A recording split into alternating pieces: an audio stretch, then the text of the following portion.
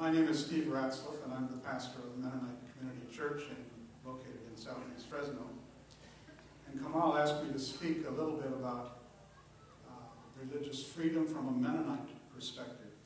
And just for kicks, I would like all the Mennonites out there, most of you from Reedley, to raise your hands. I know there are lots of you.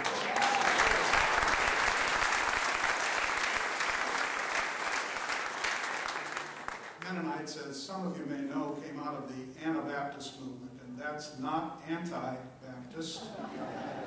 Anabaptist, which is the radical wing of the Reformation in the 16th century in Europe.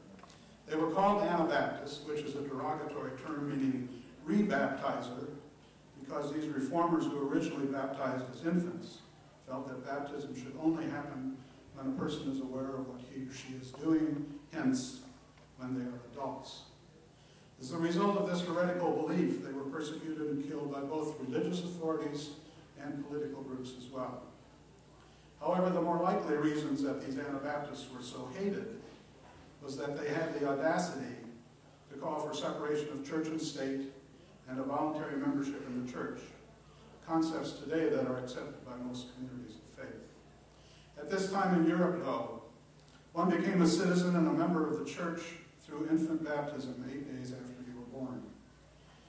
These so-called heretical Anabaptist views, along with the refusal to fight in wars and support war-making because it was contrary to the teachings of Jesus, upset the whole religious and political structure and threatened their way of life.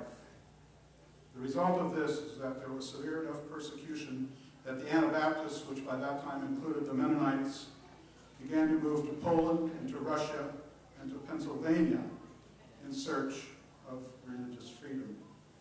Most settled in the United States and Canada, with some ending up in South America.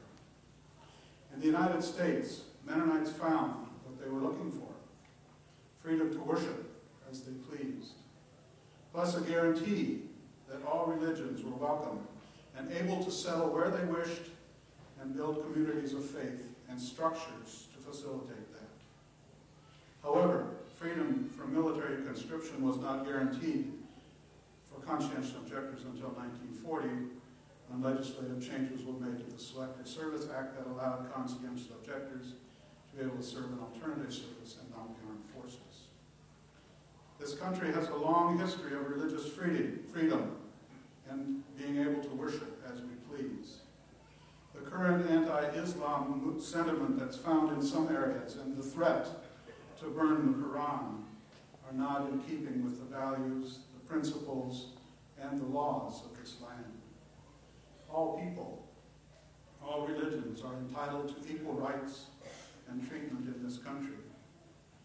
My ancestors found that freedom here in the United States. We must all continue to stand together as communities of faith.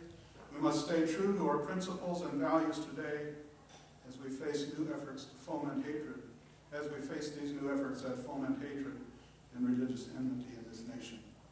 We must stand together or we will fall separately.